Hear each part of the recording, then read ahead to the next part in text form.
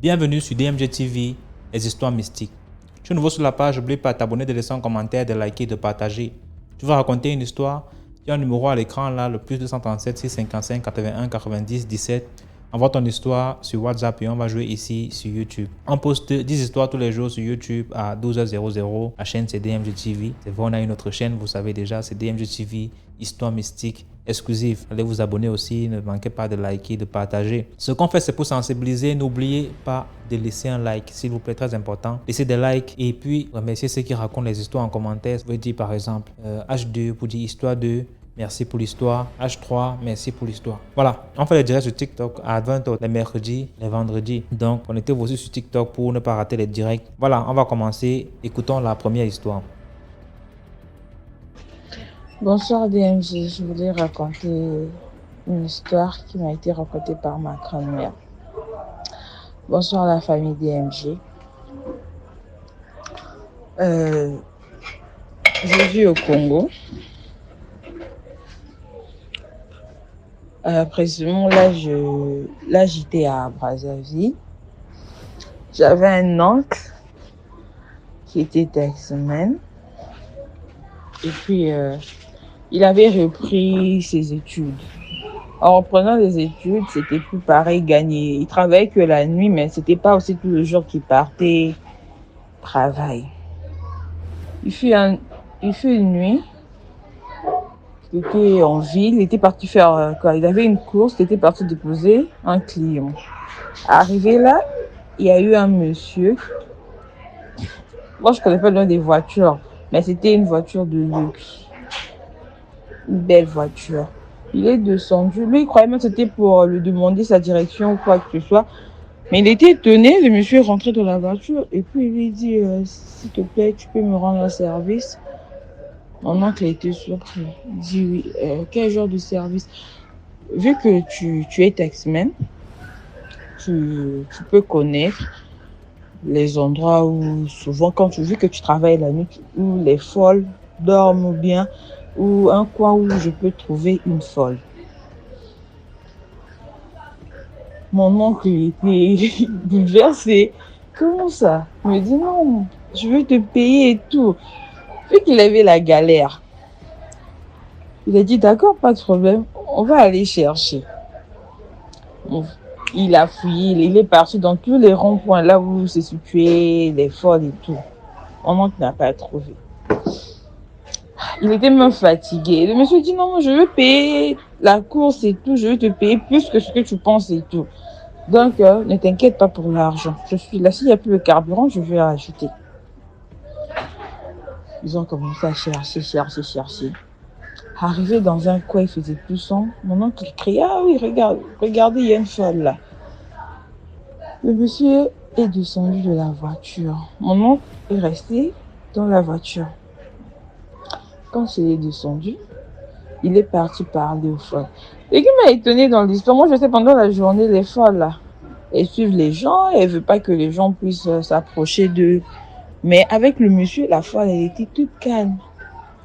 Le monsieur a fait son affaire, il a fini, il est remonté dans la voiture. Et du coup, il a demandé à mon oncle, accompagne-moi en ville là où tu m'avais pris.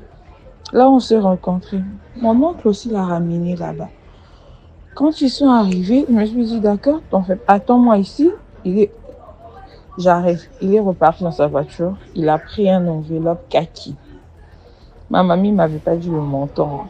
Elle m'a dit, le monsieur a pris un enveloppe kaki. Il a remis chez mon oncle. Il dit chez mon oncle, moi, je n'ai pas de problème avec toi. Merci pour le service, tu m'as aidé.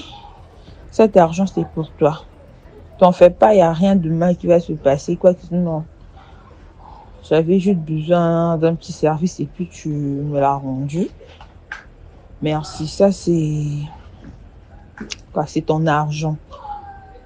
Mon oncle a pris l'argent, mais il avait peur. Du coup, il a arrêté de travailler. Il est rentré à la maison. Vu que là, on vivait chez mamie. Arrivé là, il a réveillé mamie et papy. Ils se sont mis au salon. Il a montré l'enveloppe. Il a dit à maman, je ne peux pas garder cet argent-là pour moi. J'ai trop peur. Donc, toi, maman, tu gardes ça euh, pendant, pendant tes jours. Bien, on va prier avec. On va voir. Si on se réveille un bon matin, on regarde, il n'y a pas l'argent. Dieu soit loué. Si on a toujours, on va partager. C'est là que mamie a pris l'argent et dormait avec. Elle a mis sur le matelas. Chaque matin, quand elle se réveillait, elle regardait que l'argent. Elle ne faisait que compter. Elle regardait, elle faisait que compter. C'est après quelques temps, on peut dire une semaine plus tard, ils ont eu à partager cet argent-là. C'était ça, mon histoire. Merci. Merci beaucoup pour l'histoire. Maintenant, on va écouter la deuxième histoire.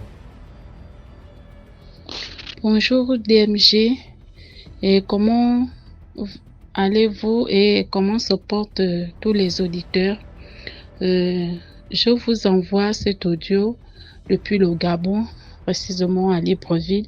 C'est une histoire que j'avais vécue chez moi au nord. Et un jour, ma petite sœur, c'est qui me suit, c'était un samedi à minuit. Comme chaque samedi, il y a une émission à la télé, on appelle Les Merveilles du passé. Ce sont des chansons du passé. Donc, sa chambre avait une porte extérieure et toutes les chambres avaient des portes à l'intérieur. Et notre mère dormait en face de chez nous parce que c'est une grande concession et elle a construit plusieurs maisons. Elle ne voulait pas se mélanger avec nous. Elle a pris une maison et nous, tous les enfants, on dormait de l'autre côté. Donc, mais nos maisons étaient face à face. Et la chambre de ma petite sœur était, sa porte avait, la porte de sa chambre était à l'extérieur. C'est comme ça qu'un jour, un samedi à minuit, elle avait dit, elle attendait l'émission Les Merveilles du passé. C'est comme ça qu'un jour, un samedi, vers minuit, 1h, elle a cogné à la porte. Elle cognait contre le mur, comme c'est une maison en planche. Après, elle appelait Père. Père, c'est notre petit frère. C'est comme ça, comme lui dort profondément, je suis sortie. Je me suis mise au salon, j'ai crié son petit nom. J'ai dit, qu'est-ce qui ne va pas? Elle dit non, il y a une personne qui cogne à ma porte. Il y a une personne qui cogne à ma porte. C'est la voix d'une femme. Elle dit, c'est maman. Elle veut regarder l'émission avec moi. Et ça l'étonne parce que maman, elle n'a pas cette habitude-là. Elle a sa télé, elle a ses choses en face. Et chaque enfant a sa télé, surtout nous les grandes filles, chaque fille a sa télé dans la chambre. Comment se fait-il que maman, minuit, 1h, elle quitte de sa chambre, de sa maison pour venir vouloir suivre l'émission avec elle, regarder la télé avec elle. Donc, elle a trouvé ça de bizarre et c'est comme ça qu'elle cognait pour qu'une personne guette par la fenêtre pour vérifier si c'est réellement maman. Donc, c'est comme ça que j'ai ouvert la fenêtre du salon. Quand j'ai regardé le dehors, devant sa porte, la porte de sa chambre qui était à l'extérieur, j'ai vu une vieille femme, plus de 80 ans, debout, grande de taille, presque 2 mètres, habillée en blanc, une longue robe blanche, les cheveux blancs et les yeux blancs. Après, je lui ai dit, n'ouvre pas la porte, ce n'est pas maman, c'est une vieille femme. C'est une vieille de plus de 80 ans qui est debout devant ta porte. Comme j'avais le crédit dans mon téléphone, j'ai appelé maman. J'ai dit non, il y a une vieille femme qui est debout à la porte de la petite sœur. J'ai dit, il y a une vieille femme qui est debout devant sa porte. Maman est sortie. Elle était à distance, elle est sortie, elle a dit, que voulez-vous, qu'êtes-vous? Après, c'est comme ça que elle dit, vous me demandez cela, pourquoi? N'est-ce pas, je suis chez moi. Maman dit, mais qu'êtes-vous? On ne vous connaît pas, c'est moi qui suis le propriétaire d'ici. de ces lieux, c'est ma concession. Elle dit, je suis aussi chez moi. Après, j'ai dit à la petite soeur de ne pas sortir. Ma mère est sortie. Elle a pris un bar de fer. Elle a pris le sel. Et la nuit, comme il y a les feuilles de tarot autour de nous, nous avons coupé les feuilles de tarot parce qu'on dit que lorsque vous êtes face à un sorcier, vous lui versez le sel et vous lui tapez les feuilles de tarot, ça fait comme si c'était le feu qui brûlait sur son corps. C'est comme ça que maman s'est approchée d'elle. Maman dit non. C'était vraiment une vieille, comme dans Hollywood. C'était une vieille femme, plus de 80 ans, grande taille, une robe blanche, et les cheveux blancs, les yeux blancs. Maman dit, d'où venez-vous? Vous sortez d'où? Vous cherchez qui? Elle a répété que je suis chez moi, ici. Et je ne suis pas seule. Je suis avec les autres. C'est là où maman a dit, sortez de ma concession au nom de Jésus. Après, elle a dit non. On nous demande de sortir de cette concession. Allons-y.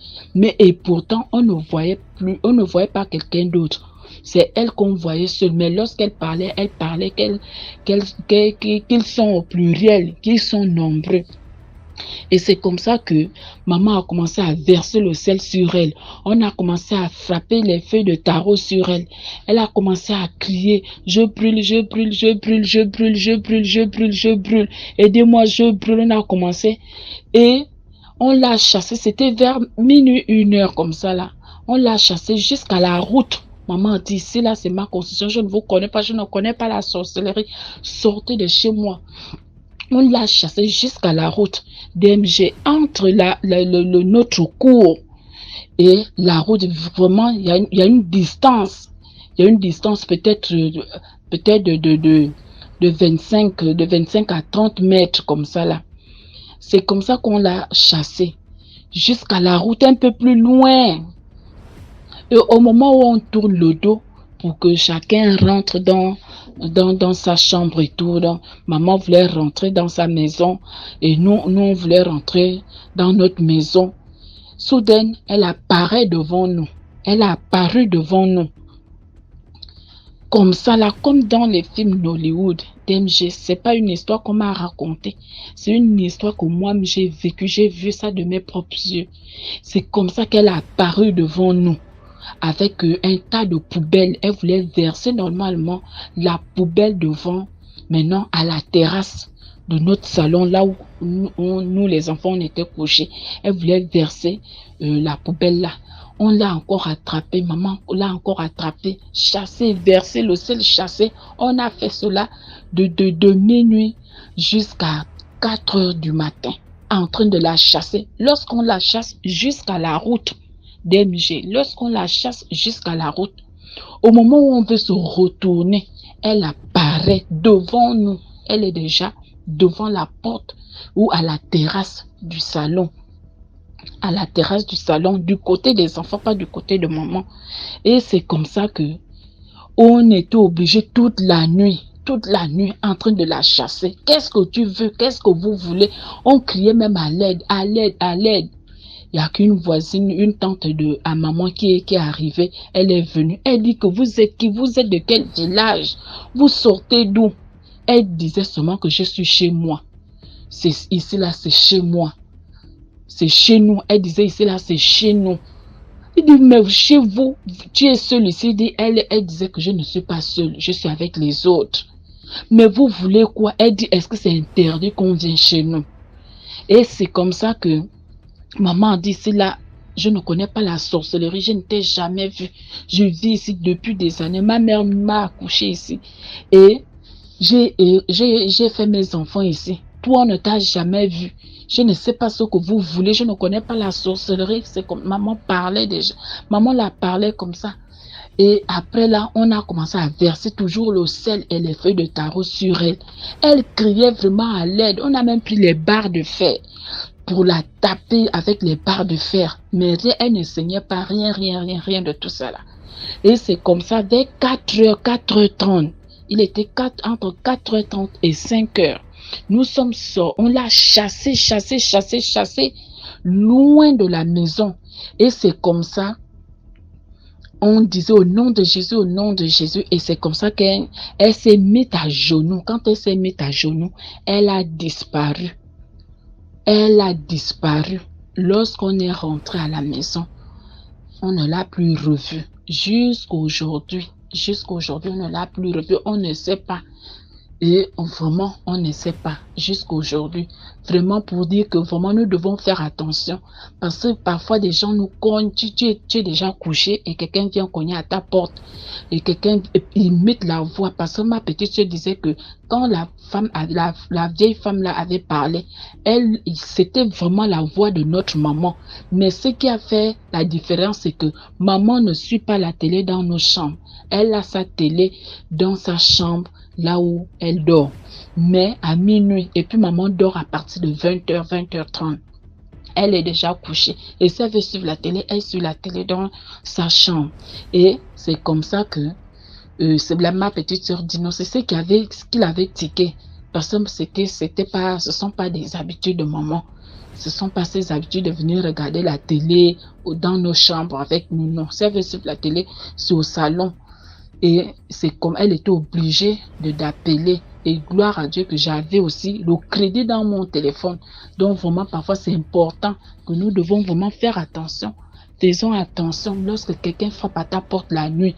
Nous devons aussi avoir toujours le crédit, même si c'est 100 francs dans le téléphone, parce qu'on ne sait jamais. Elle pouvait ouvrir la porte et on ne sait pas ce qui devait l'arriver ce jour-là. Vraiment, il y a des choses qui se passent. Il y a réellement les choses que Nollywood montre. Ce sont des réalités. Ce sont des choses que nous vivons au quotidien. Parce que la vieille femme là, elle était comme des femmes qu'on voit dans les films de Nollywood.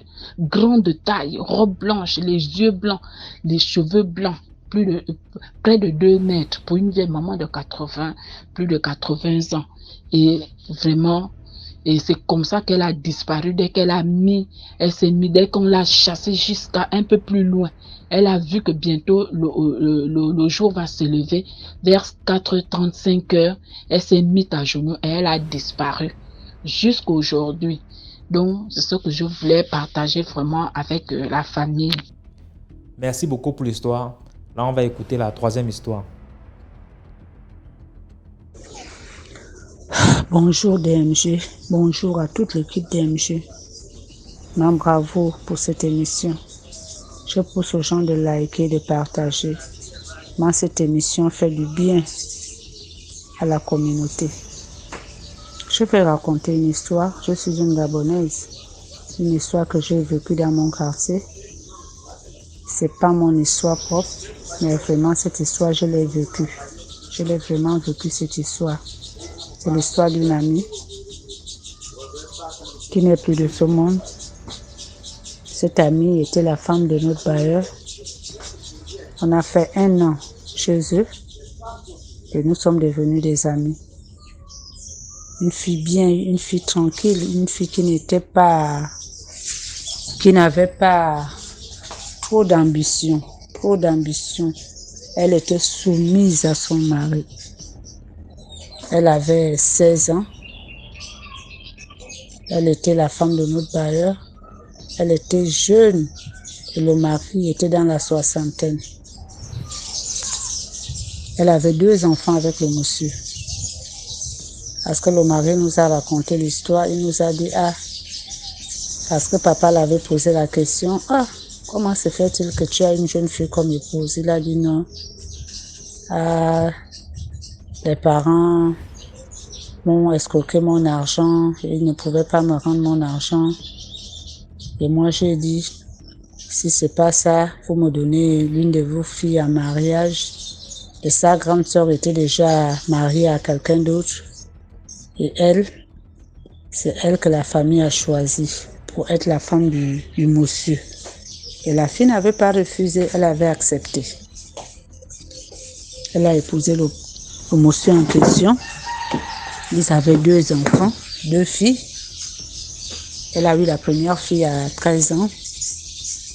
La deuxième fille, elle a fait à 14 ans, 15 ans. Elle a fait à 14 ans parce que les 2 avaient 1 an d'intervalle. Elles étaient vraiment, ils avaient une vie formidable.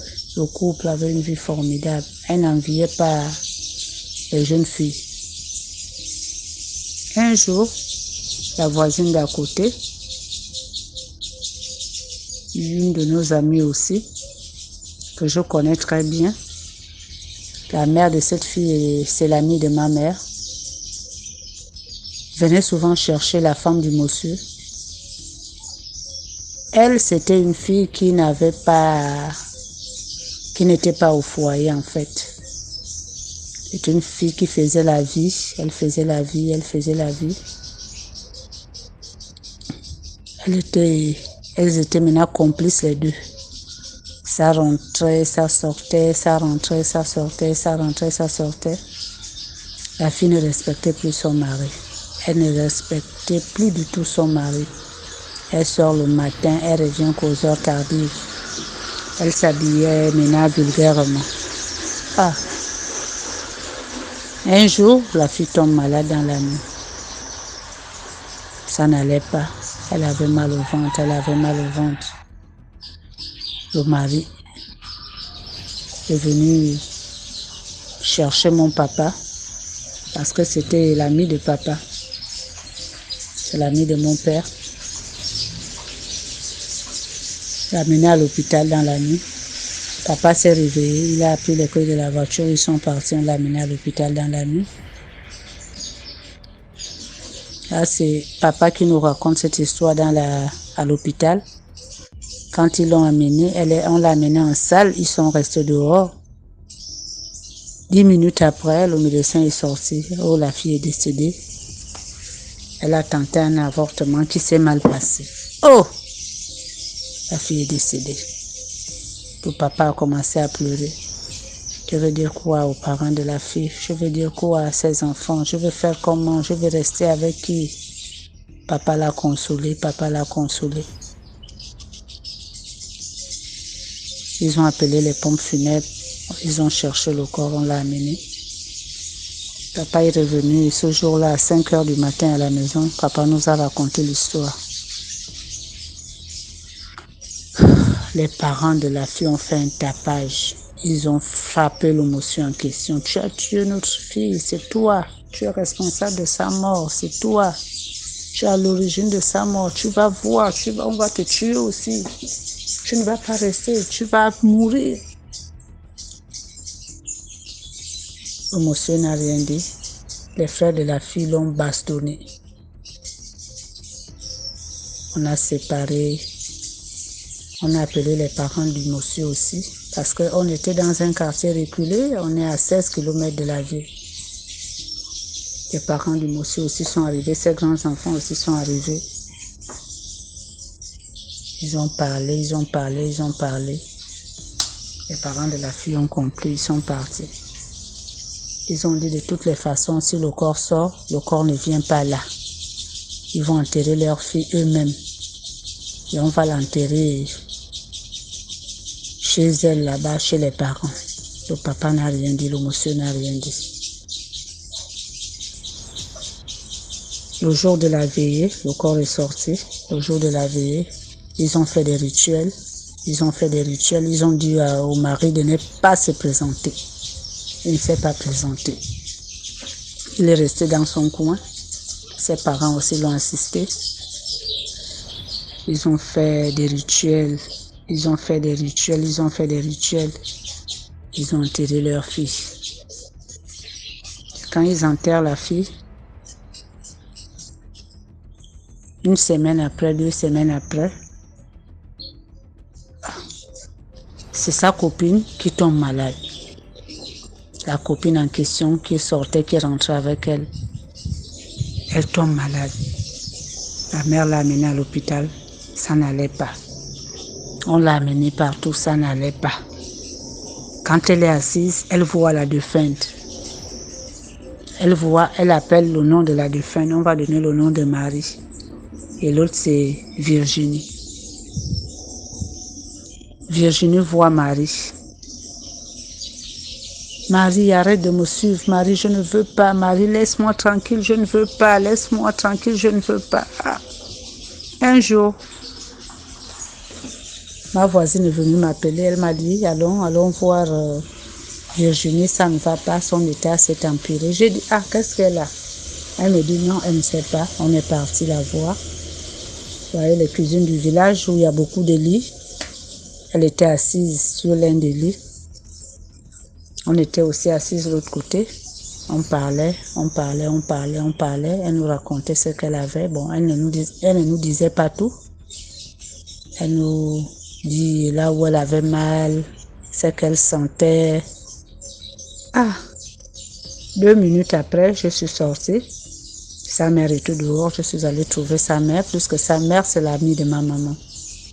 On parlait avec sa mère. L'autre était restée avec elle dans la maison. Après un temps, elle a commencé à crier dans la maison.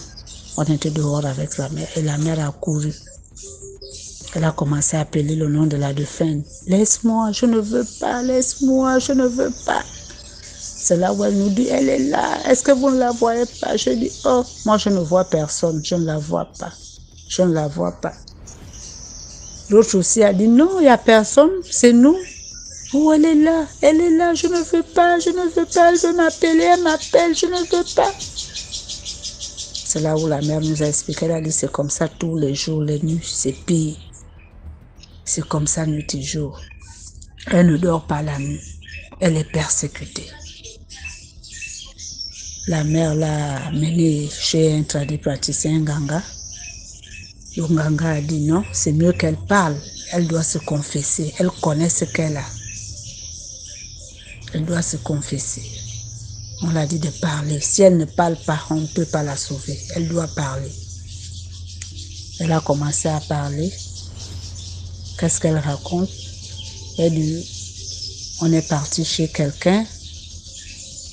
La personne nous a dit de sacrifier nos enfants. Il voulait nous rendre célèbres. On sera de grandes dames. Ah, la mère a ouvert la bouche.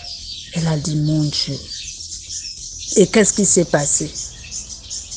Elle a dit, puisque Marie était enceinte, le charlatan en question a dit, toi, je vais d'abord prendre l'enfant qui est dans ton ventre. Tu me le donnes en sacrifice. Et elle a accepté pour devenir les grandes dames. Et toi, maintenant, qu'est-ce que tu devais donner? Oh, je devais donner ma fille unique là, qui est là debout. Oh!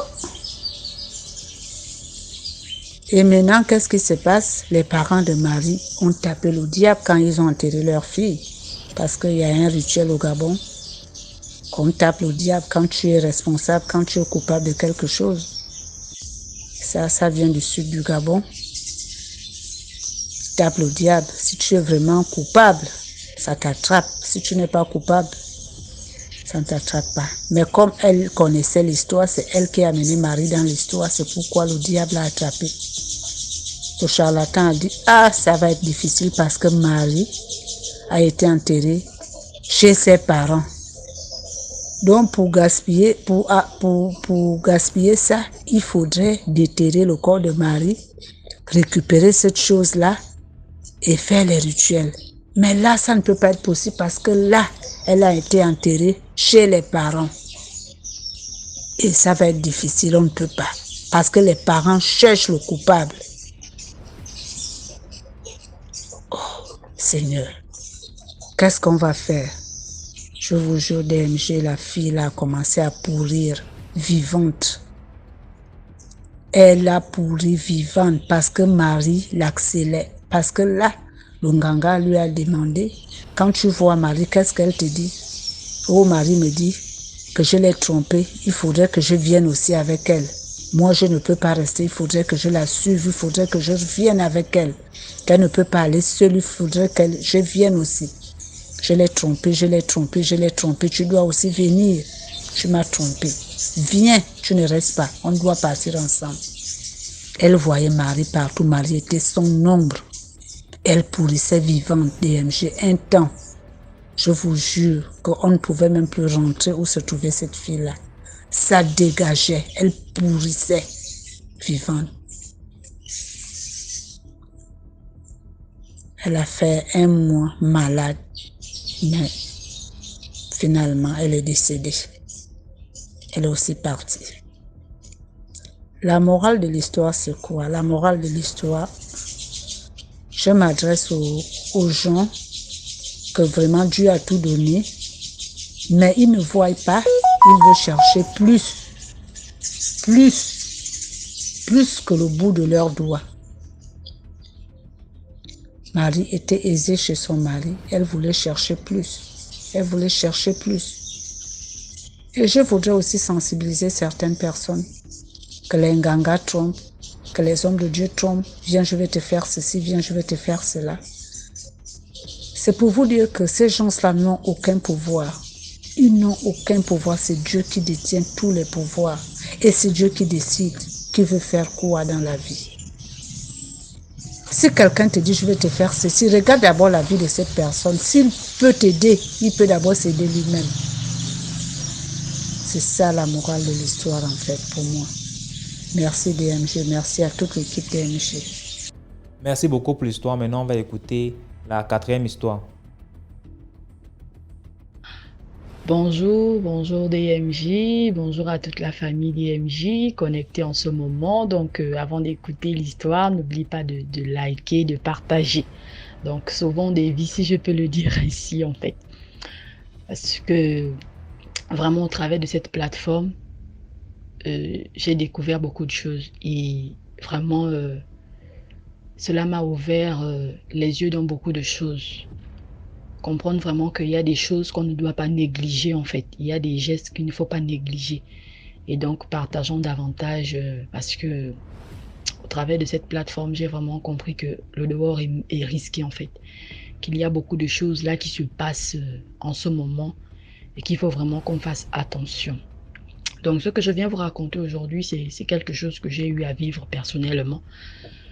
Je ne sais pas si je dirais une histoire, mais sinon c'était un rêve. C'était un rêve que j'avais eu à faire. Donc, par mon accent, les gens sauront de quelle nationalité je suis. Donc, je suis gabonaise. Donc, ma mère est du Walentem. Et donc, je vivais à Oyem. Donc, on était dans un village pas très éloigné de la ville. Donc, c'est un village déjà modernisé. On a le courant, on a tout. Donc, c'est ça. Voilà comment, lorsque je fais la rencontre véritablement du Seigneur, parce qu'avant je partais juste à l'église, mais je n'avais pas encore véritablement rencontré le Seigneur. Donc c'est en 2021 que véritablement je fais la rencontre du Seigneur, où je décide véritablement de le servir. Et on restait au village. Voilà comment ma petite sœur quitte d'abord la maison. Elle me dit non, moi, la maison là, ça ne va pas. Il est mieux pour moi d'aller rester en ville. Quelque temps après, je suis restée et je sentais vraiment dans la maison comme si on m'observait, comme si... Bref, je reviendrai raconter cette histoire. C'est voilà comment j'arrive à Oyem. Lorsque j'arrive à Oyem Centre, et j'arrive à la maison, les chambres étaient occupées. Voilà comment maman me demande d'aménager dans une autre maison derrière. Donc, pendant que la chambre était en travaux, je dormais dans la chambre de ma petite sœur. Je mettais le matelas au sol, je dormais. Voilà comment un soir, je dors, je fais un rêve. Et dans ce rêve, j'étais en train de regarder un film. Et je tiens vraiment à préciser ici que il y a des choses, le diable sait parfois ce que... Il viendra toujours, il ne va pas passer par quelque chose qu'il sait que tu ne faisais pas. Il prend toujours quelque chose que tu as l'habitude de faire pour vouloir comme te séduire. Moi déjà à la base, j'aime la science-fiction, j'aime ce genre de films en fait. Les films où il y a des créatures assez étranges. Parfois mes sœurs ne le comprennent pas, mais moi je regarde vraiment parce que j'aimerais vous dire que parfois dans ces films-là, les gens ne sont... C'est pas un hasard en fait, ces créatures-là. Moi je vous dis, ce sont des gens qui ont eu à voir ces choses-là, mais qui les ont juste reproduits. Donc c'est comme ça que je fais un rêve. J'étais assise à la télé, au salon, j'étais seule. Je regardais un film et dans ce film, on demandait à une jeune fille d'intégrer une sorte de confrérie, en tout cas une secte de sorcellerie. Mais dans le film, elle avait refusé. Elle refusait. Elle ne voulait pas. C'est comme ça qu'elle fait un petit sac à dos Elle décide de quitter la ville. Et bizarrement, c'est comme si Dieu m'avait ouvert les yeux dans le songe pour que je comprenne que la jeune fille, ce n'est pas un film, c'est moi en fait, c'est moi-même. Voilà comment je me retrouve dans un bus, j'embarque, un Quester. Lorsqu'on embarque, on commence à rouler, ça roule, ça roule, ça roule. Et à un moment donné, dans le bus, je réalise que c'est moi, ce n'est pas un film, c'est moi. C'est voilà comment, quelque temps après, une créature, vraiment, je ne saurais vous expliquer ce que j'ai vu, à quoi ressemblait la créature, mais je ne sais pas ceux qui ont déjà regardé le film Percy Jackson. Dans le Hadès, le dieu des enfers, comment des créatures dedans sont un peu. C'était à peu près ça. Mais je savais que c'était le démon d'une femme. Une femme. Elle apparaît, je n'ai pas pu l'identifier, mais je savais que c'était une femme. Elle avait une apparence vraiment... Je ne saurais vous dire ce que j'ai vraiment vu. Avec les mots, je ne saurais vous expliquer. Voilà comment elle apparaît. Je suis la seule qui avait la capacité de voir cette créature. C'est là où elle me dit, ok, comme on te demande d'intégrer, tu refuses. Regarde comment toutes ces personnes vont mourir à cause de toi. DMJ, je vous assure que je n'ai rien compris. C'est comme vous voyez dans les films là, lorsqu'il y a des tempêtes, c'est là où le ciel a noirci. Il y avait un vent impétueux. Je dis ce qu'on appelle un vent impétueux. Il y a eu un tourbillon, c'est là où le bus fait tonneau. Le bus a tourné, le bus fait tonneau. Et c'est là où les gens ont voulu commencer à sortir. Quelques temps après, j'ai été touchée. J'étais maintenant allongée. En étant allongée, tu savais dans l'accident, mais je ne me suis pas vue peut-être en sang ou bien non, mais j'étais juste allongée, que je n'avais plus de force. C'est comme si le traumatisme quelqu'un peut avoir après un accident. Donc j'étais allongée. Et pendant que j'étais allongée, c'est là où la même créature qui est apparue dans le bus réapparaît. Mais cette fois-ci, elle n'est pas seule. Elle vient avec une créature. Vraiment, ceux qui ont déjà regardé Percy Jackson seront la créature vraiment Hadès. Celui et la créature, le dieu des enfers, comment il est dans le film, c'est la même chose. Il apparaît avec des cornes, il était debout.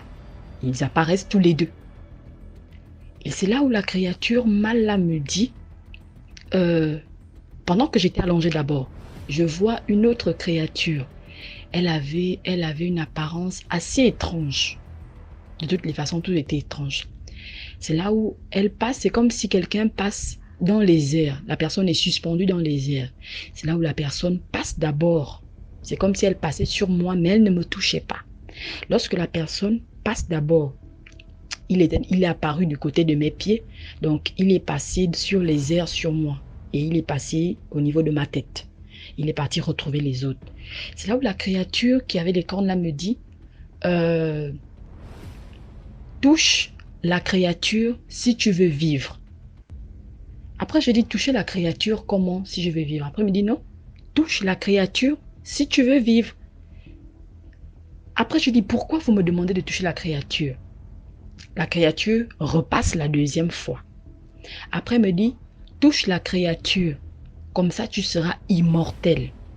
Et à chaque fois qu'il y aura des accidents, tu ne vas pas mourir. Tout le monde pourra mourir, mais sauf toi. J'étais allongée, j'étais sidérée, là où je dis non. Je me fâche, je dis non, je n'ai pas envie d'être immortel. Après tout le monde est appelé à mourir. Donc pourquoi est-ce que moi je serais immortel et je ne vais pas mourir? C'est là où il me dit non, je te demande de toucher la créature, touche-la seulement, tu verras. Et donc tout ce que tu vas faire, on va te donner 2 démons. Je pèse mes 2 démons qui vont t'accompagner dans tout ce que tu feras. C'est là où je dis non, je vais faire quoi avec 2 démons? Je ne veux pas être immortel. J'étais vraiment fâchée. J'ai dit, je ne veux pas être immortel. Tout le monde est appelé à mourir, alors moi je dois mourir. Alors si cet accident, je dois mourir au travers de cet accident, je vais mourir. C'est là où la créature repasse pour une 3e fois. C'est là où l'autre créature avec les cornes se fâche. Et me dit, ok, on te demande de toucher la créature, tu ne veux pas. Touche la créature et tu seras immortel. 2 démons vont t'accompagner dans tout ce que tu vas faire. Et il s'est fâché. J'ai dit non, je ne veux pas toucher. Si c'est mon heure de mourir, je vais mourir. Je vous assure, DMG, il s'est fâché. Et il a pris, je ne sais pas, ceux qui ont déjà regardé Aladdin. je ne fais que vous répéter qu'il y a des trucs qu'on regarde à la télé là. Ce n'est pas un hasard. C'est véritablement des gens qui ont vu ces choses, mais qui les ont reproduits juste dans des films. Ceux qui ont regardé le dessin Aladdin, à l'époque, il y avait des films où on disait des génies dormaient dans les lampes, le genre de lampe là qu'il avait à la main. Je vous assure qu'il a pris cette lampe.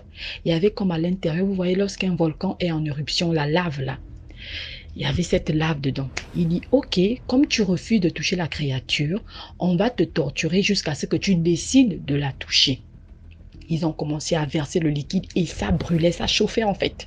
Mais bizarrement, ça ne me brûlait pas la peau. Mais c'est juste la pression, la chaleur. C'est comme si j'étais à côté d'un four ou bien à côté d'un grand feu. C'est ce que je ressentais. C'est là où j'ai dit, au nom de Jésus, je dis, je ne veux pas toucher votre créature et je ne veux pas de votre immortalité. C'est là où je me réveille. Lorsque je me réveille, je m'interroge, je dis vraiment à Dieu, Seigneur, pourquoi il a fallu que ils m'ont demandé de toucher la créature? C'est pour vous dire ici, c'est pour vous sensibiliser ici, qu'il y a des choses, lorsque le diable ne peut pas venir vous atteindre physiquement, il va chercher voies et moyens. Et moi, je remercie Dieu parce que si j'avais touché, parce qu'il y a des choses, voilà pourquoi vous voyez quelqu'un peut venir, il te demande de lui donner un objet. Toi, tu lui donnes un objet, tu penses que tu es en train de lui donner un objet, alors que lui n'est pas là, il est dans une autre sphère en fait. Pour lui, c'est une porte que tu es en train de l'ouvrir parce que tu lui donnes ta chose et le simple fait d'avoir cet échange-là, lui, il a accès à ta vie en fait. Et donc, c'était ça. Donc, si j'avais accepté de toucher cette créature, peut-être à mon réveil, je devais être quelqu'un d'autre. J'ai expliqué ça à mon pasteur et ils m'ont dit, j'ai expliqué ça à 2 hommes de Dieu, ils m'ont dit non, on a voulu t'initier à la sorcellerie. Et me voilà aujourd'hui, quelques temps après, j'ai continué à chercher le Seigneur, j'ai été baptisée dans l'esprit. Donc c'est vraiment ça en fait. La morale ici, c'est que vraiment faisons attention. C'est important de prier même avant de dormir. Ce n'est pas pour dire que Dieu nous protège juste parce qu'on a prié, non, mais c'est important. La prière, elle est très importante. Prions avant de dormir. C'est toujours très important de prier avant de dormir.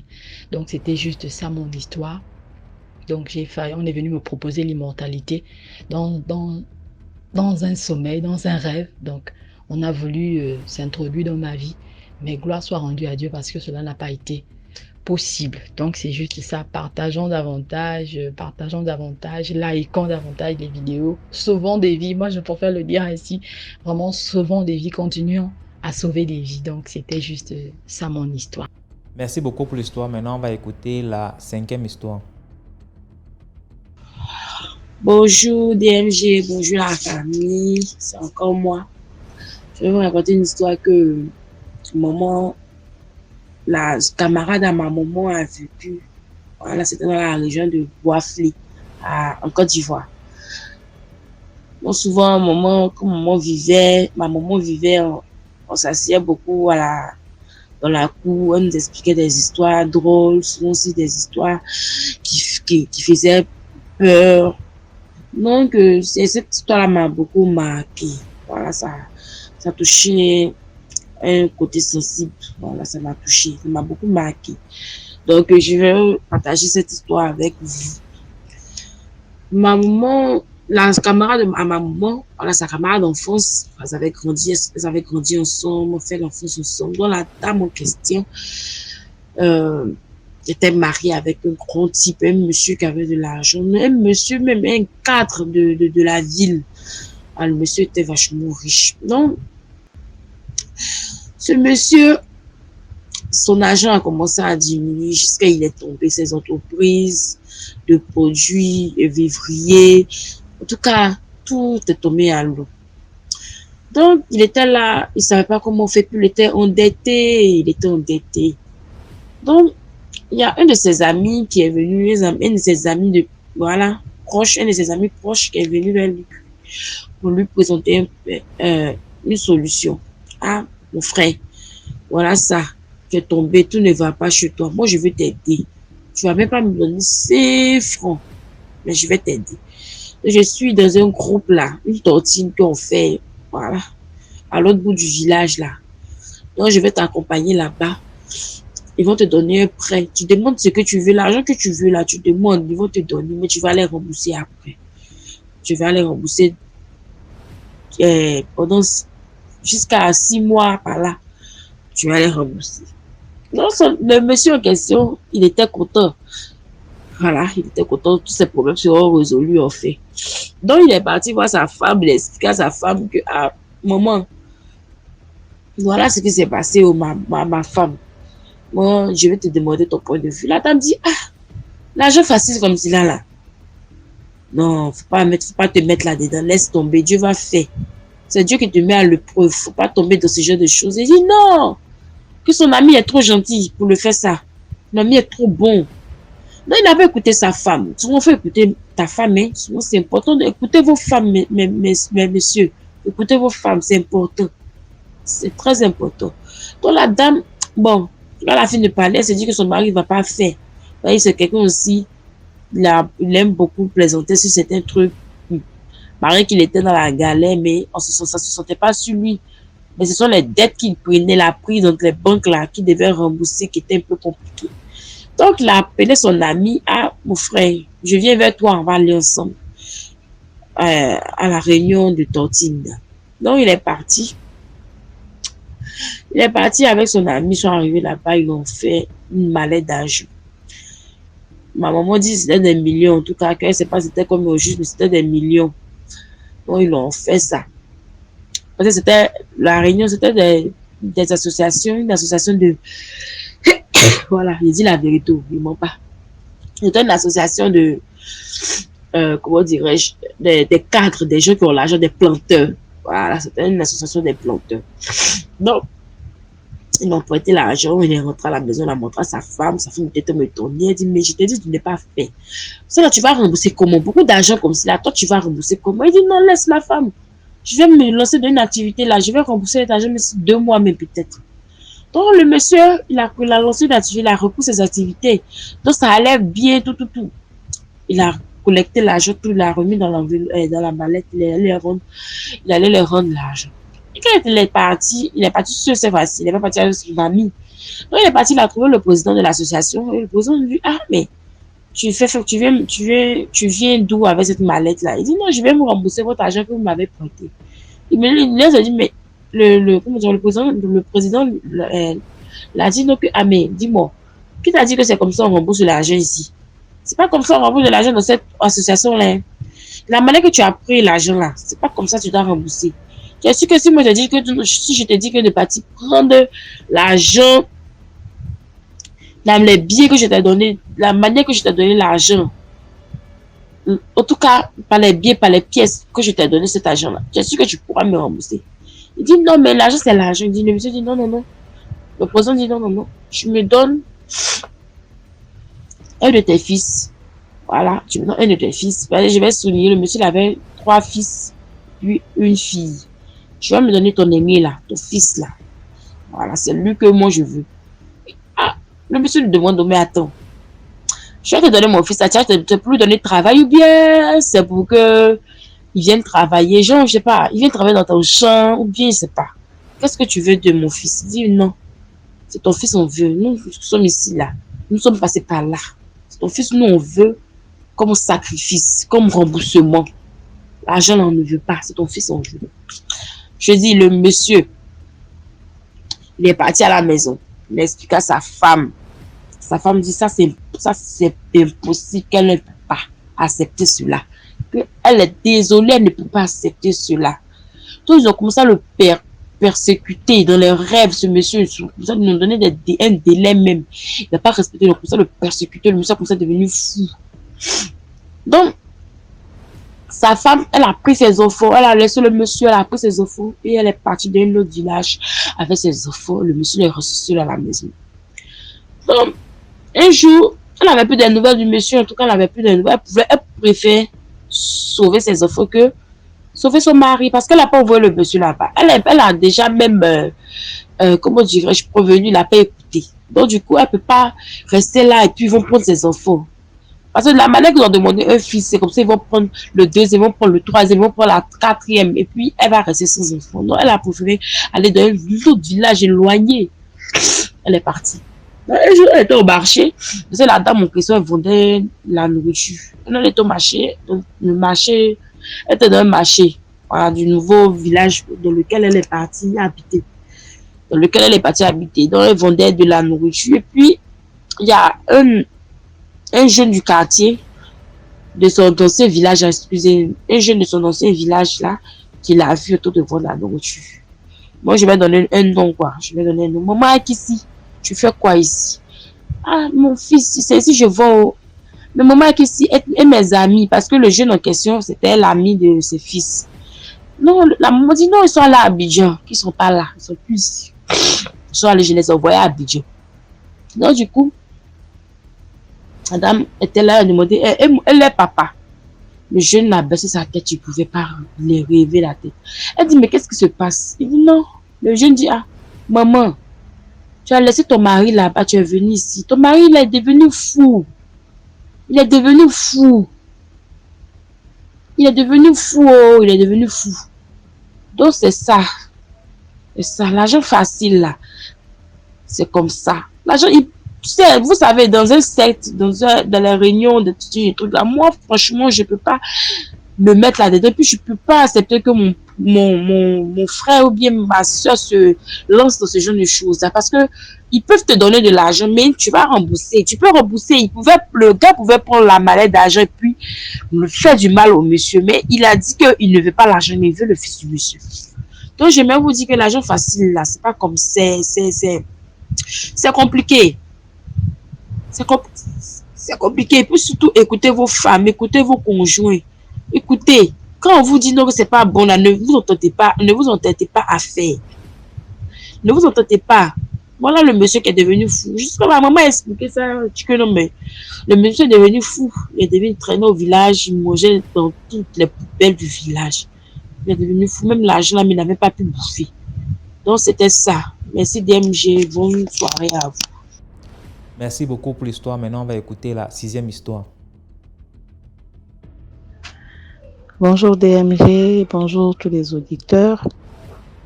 J'aimerais raconter une histoire. C'est l'histoire de mon ami. Je l'appellerai Luc.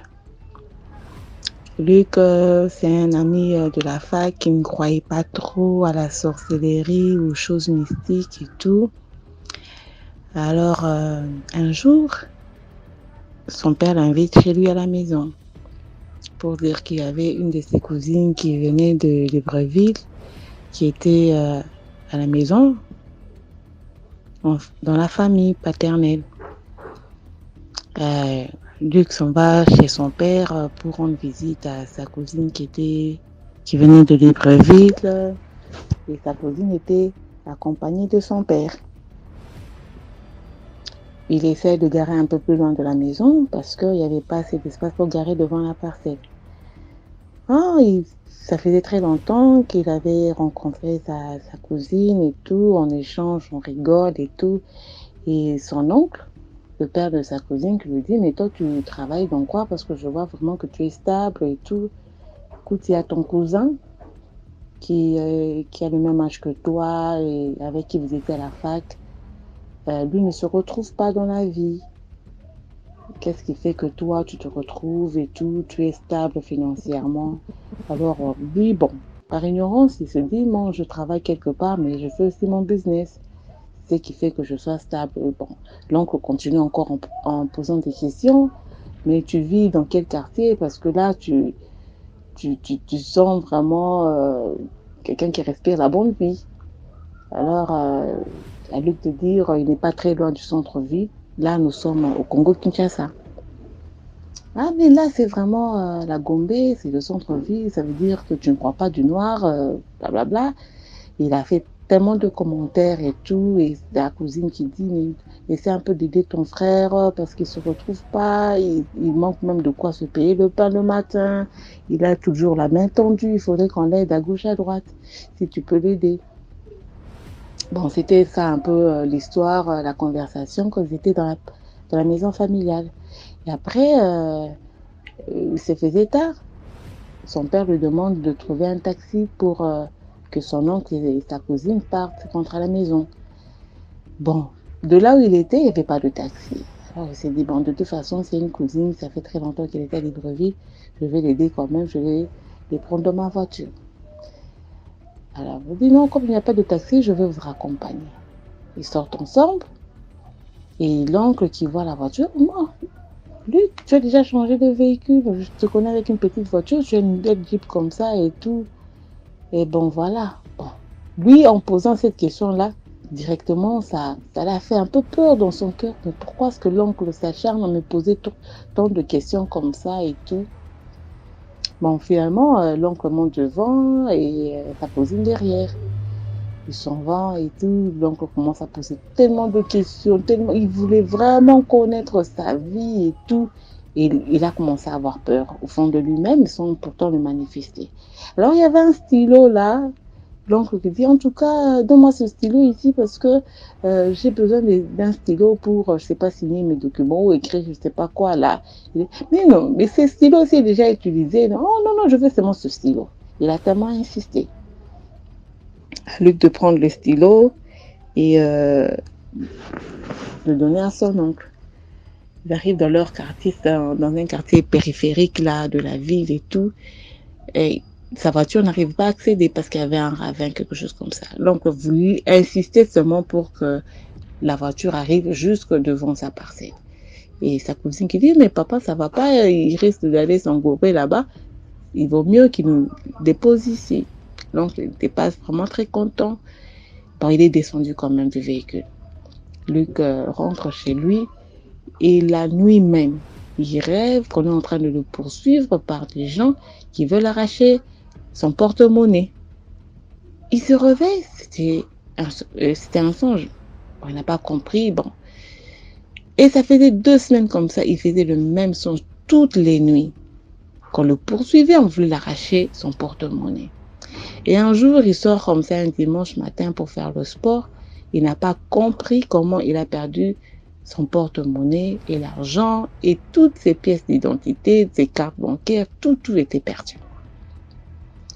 Et là, directement, il s'est dit, donc ça veut dire ce rêve-là s'est réalisé. Il essaie d'en parler à son père qui dit, moi non plus, je n'étais pas très content du fait que ton oncle te posait tant de questions sur ta vie et tout, mais il faut seulement prier. Des jours passent, 3 semaines après, il est sorti, il regarde quelque part, et il y a une moto qui vient et qui se cogne à sa voiture et le motard tombe directement au coma. Lui n'était même pas là, il n'était même pas dans sa voiture.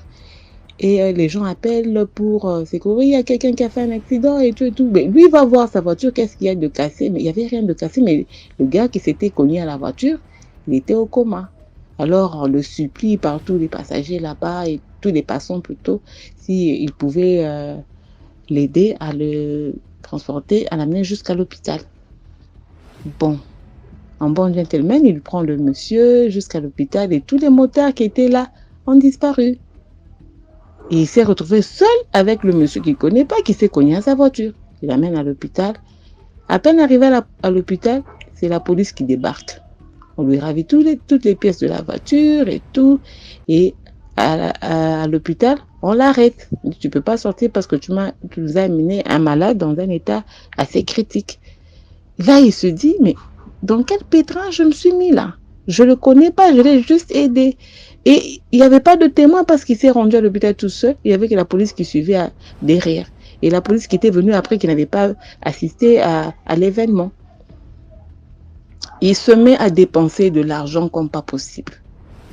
Il a commencé à dépenser de l'argent jusqu'à 1500 $ américains parce que le monsieur était dans un état vraiment critique. Il n'avait que quelques, je sais pas, 4000 francs congolais ici et un téléphone où il y avait des numéros des gens qui parlaient dans une autre langue que lui ne maîtrisait pas. Et alors c'était compliqué pour lui de communiquer ni d'informer à la famille du patient qu'il était dans un état critique. Et là, il fait appel à un de ses amis avocats pour l'assister. Et là, c'était à 13h que le monsieur était malade. Il était déjà 17h, il fait appel à son ami. On l'a arrêté, on a repris toutes les pièces, tous les documents de son véhicule. Il était à l'hôpital, donc il ne pouvait pas bouger. Son ami vient et tout. Il reste là en train de dépenser et tout. Vers 23h, il voit, il y a eu un cas d'accident, le monsieur était vraiment gravement blessé et tout. Le monsieur est hospitalisé, alité juste à côté du patient qu'il avait amené. Alors il se dit, non, ça, je me rends compte que ça, c'est vraiment un combat. Il se lève et commence à prier dans les couloirs là, vers minuit et tout. Après, il attend parce qu'il ne pouvait pas bouger tant que le monsieur là, on ne pouvait pas savoir s'il allait guérir. Il s'avait surveillé de ce coma là où il allait mourir. Et c'est comme ça que vers 4h du matin, on voit les infirmières en train de défiler, courir dans tous les sens et tout. Il se met à paniquer. Mon Dieu, qu'est-ce qu'il y a encore? Le monsieur est décédé ou c'est comment? Alors il pose la question au médecin, on lui dit non, ce n'est pas le patient que vous avez amené. Lui s'est réveillé subitement, là on n'a pas compris. Celui qui était accidenté, et quand il est mort, directement, ton patient s'est réveillé. C'est comme s'il y a eu un transfert entre les deux. L'autre est décédé et l'autre s'est réveillé du coma. Il a commencé à demander pardon à mon ami Luc pour dire qu'il n'avait pas de frein à sa moto et tout. Voilà, il demande pardon. Et c'est comme ça qu'on a attendu jusqu'au petit matin. Il est allé à la police pour s'excuser et tout et tout. On lui a remis les documents de sa voiture. Et le monsieur est rentré chez lui à la maison. Pour la petite histoire, Luc, qui ne croyait pas aux choses mystiques et tout, il a compris que la sorcellerie existe pour de vrai. Et il n'est plus méfiant depuis ce jour-là. Et depuis lors, il a retenu la leçon. Tout ce qui est manifestation dans la famille ou des réunions familiales, en tout cas, il s'abstient. Et il n'expose plus sa vie sur les réseaux sociaux. Il n'assiste plus dans les réceptions familiales et tout, et tout, et tout. Il a vraiment une vie cachée. C'est la petite histoire que je voulais raconter aussi. Merci de liker, de partager. Et voilà tout. Merci beaucoup pour l'histoire. Maintenant, on va écouter la 7e histoire. Bonjour DMG. Comment allez-vous? J'espère que vous allez bien. Oui, je veux vous parler de ma petite histoire, ma famille et moi. L'histoire se passe dans un petit quartier à Yaoundé, les petits quartiers du bidonville. Bon, on était dans une famille de 5 enfants. À ce moment, nous n'étions pas encore 5 enfants, le père et la mère. Et le père travaillait dans une boulangerie où il avait quand même des revenus. Et comme à un certain moment, le gouvernement envoyait des gens pour casser certaines parties dans le quartier, nous avons quitté le bas pour le haut. Arrivant en haut, nous sommes arrivés dans une maison de 2 chambres, salon. Dans les 2 chambres, salon, devant la porte, il y a un grand couloir. Et derrière, il y a un grand couloir tout simple, mais devant la porte avec les carreaux. Et la bailleresse vivait à domicile, derrière la maison. C'était collé. Quand tu étais dans la chambre des enfants, tu avais une vue sur la douche. Les toilettes, c'était du genre, pour aller aux toilettes, il fallait que... Il y a des barbouches là devant. On lave les toilettes. Les toilettes brûlent du genre, tu peux dormir à l'intérieur. Et quand tu chies, tu entends même ton caca par là. C'est loin, au moins c'est trop. Mais ton caca tombe, tu entends seulement tac. C'est une toilette même, c'est comme si ça n'allait jamais remplir. Donc c'était comme ça. Les toilettes étaient propres, du genre que tu peux même aller te coucher là-bas propre. Pour aller aux toilettes, tu retires tes barbouches. Tu portes les barbouches qui sont devant les toilettes. Mais les voisines qui étaient en face, c'était toujours qu'ils murmuraient. La femme là n'est pas saine. La femme là n'est pas saine. Il y a une voisine, elle a un enfant comme s'il était un peu malade. Apparemment, une fois elle avait le sol, notre bailleresse a vu son ventre et depuis qu'elle a couché l'enfant là est comme ça. Il y avait des jours où on se réveille là à la maison. À la véranda, tu vois du sang. Comme si on avait tué quelqu'un la nuit. Donc des bizarres trucs. C'est comme ça qu'à un moment, Mon père commence, l'argent commence à disparaître. On dit que oh, les enfants, on nous fouette, on nous fouette, on nous fouette, on nous fouette. On nous fouette jusqu'à... On était à comme ça. Tu caches même l'argent où l'argent disparaît. On ne connaissait pas. Et mon père était caissier dans leur réunion. Donc, une grande réunion, il y avait presque 1 million dans la caisse. On gardait ça sous le lit. Un jour maintenant, on vient pour prendre un peu d'argent pour aller faire la cassation. On ne voit pas la caisse. La mère cherche tout le bas du lit, elle ne voit pas. Mon père, nous étions à l'école. À ce moment, je faisais le coup -1. On cherche là, on ne voit pas. Quand on rentre, que vous avez vu la caisse, oui. Quand vous êtes parti à l'école, oui. Mais à présent, on ne voit pas la caisse. Mais tout le monde est dépassé. Tout le monde est dépassé. Tout le monde. Jusqu'à le temps passe. Quand tu as un enfant, ta tête n'est pas dans les choses comme ça. Quand je lave peut-être au sol, j'entre dans les toilettes, dans la chambre de ma mère, qui est venue peut-être au sol. Je vois un gros truc noir qui part en bas du lit. Je me dis que peut-être c'est la souris ou c'est quoi. Je me baisse, je regarde. Je vois quand même quelque chose, mais ma tête n'est pas sur ça. C'est tout comme ça. Je vendais même mes petits bonbons. Je pose même ma petite caisse en bas du lit. La caisse disparaît. Tu es enfant, tu pleures. Oh, comme ton enfant a l'habitude de voler les 5 ans, les versets. Tu dis que non, c'est lui et tout et tout. Oh, il y avait un serpent dans la maison. Un jour, une maison se brûlait derrière chez nous. On court à ma voisine, on dit que oh, les enfants doivent pas aller voir et tout et tout. On court, on passe par derrière pour aller guetter. On voit le serpent était roulé devant la porte d'une femme, la tête était seulement en haut comme ça. On dit que non, c'est pas c'est on regarde. Après, le machin fait la tête comme ça, on a fui. Courir. À ce moment-là, Bayrès avait déménagé, elle n'habitait plus là. Elle est partie là où elle a construit vers soi ici. Après, le temps passe, quand on parlait ça, on nous dit, Maga, vous êtes comme ça.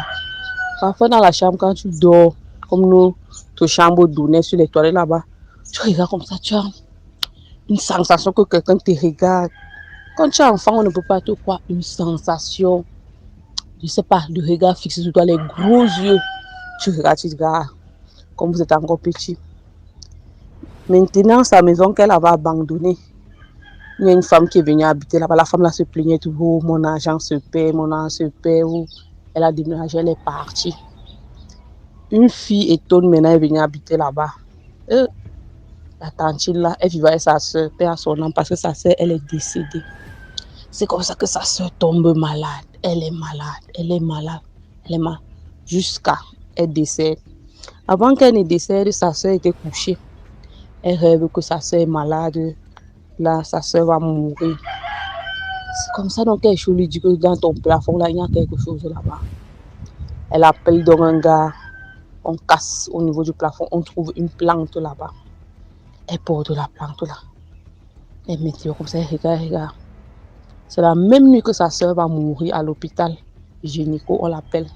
Que sa soeur est décédée. Elle part là-bas. Elle allait dans le dos et tout. Nous, on est là, on dit, c'est quoi comme ça? Elle fait venir sa fille. Elle avait déjà une grande fille. C'était une jeune femme, mais elle avait vite conçu. Elle fait venir sa fille à la maison. Sa fille reste dans la maison. Maintenant, sa fille, ça ne sentait pas chez sa grand-mère. La femme rentre chez elle. Après l'enterrement de sa soeur, elle rentre chez elle. Elle trouve au milieu de son salon un gros tas de caca. Donc, elle était revenue même du deuil. Maintenant, elle est partie chez sa mère. Elle a peut-être fait 1-2 jours là-bas. Elle voit un gros caca au milieu de son salon avec les asticots. Les asticots, elle appelle les voisins. Venez voir. Ça, c'est quoi comme ça? Venez voir. Elle fouille même sa maison. Elle dit qu'elle avait 150 000 là. Elle ne voit pas. C'est comme ça que les gens avaient peur et tout. Il y a donc sa fille qui habite là, qui est revenue. Sa mère a voyagé. Elle restait là. Il y a aussi comme les petits quartiers, le petit chopa et tout. C'est comme ça que le gars, elle avait son gars là-bas, son gars rentre peut-être vers les 23, elle l'accompagne. Quand elle ressort maintenant du couloir pour rentrer maintenant chez eux, elle voit un gros serpent en train de sortir. La fille a crié. crier, c'est le voisin qui vient de voir au serpent. Donc, le serpent là sort presque à minuit là, donc il parcourt dans le quartier, dans les toilettes des gens et puis il prend vos chances. C'est comme ça que, en ce moment où on a trouvé le serpent, je n'étais plus là-bas. Tout le monde passe, mais ça, oh, on a vu le serpent, on a vu le serpent. Quand je suis venue, je ne chiais plus moi dans les toilettes parce que je suis d'abord une grande peureuse. Je ne chiais plus moi dans les toilettes. Il partait seulement chier chez les voisins. Après, ma mère me dit que, mais on a vu le serpent là, le ça sortait. Peut-être c'est aussi ancré dans les toilettes des voisins parce que c'était les fosses communes là. Le trou au sol. Tu t'assois, tu chies, mais nos toilettes étaient propres. Je reste comme ça, je dis qu'il y a des chiens même plus chez nous. Parfois, il quitte chez nous. Je pas loin comme peut-être loin, hein, pour aller, je partais loin chez mes tantes qui habitaient loin. Donc, je peux quitter peut-être comme et toi, mais qui pour manger ou élite joie. Je pas chier là-bas, c'était comme ça. Après quelques temps, la voisine vient nous dire qu'on a attrapé beaucoup de bails à la réunion. Elle a volé. On dit que ça s'est passé comment? Elle dit que c'était du genre, chaque fois qu'on finit de faire la cotisation, là, notre bailleuse vient, elle salue la caissière, elle tape pour la caissière. L'argent disparaissait toujours là, on la suspectait déjà. Après un jour maintenant, elle vient encore taper la création. On voit comment un serpent sort de son sac. Le serpent vole l'argent et rentre dans le sac. C'est comme ça qu'on l'a attrapé. Ou on l'a chassé. On dit que non, comme c'est aussi que eux, les... Bon, je ne peux pas indexer une tribu quand même, mais j'arrive à un niveau où je peux même dire c'était une bamileke.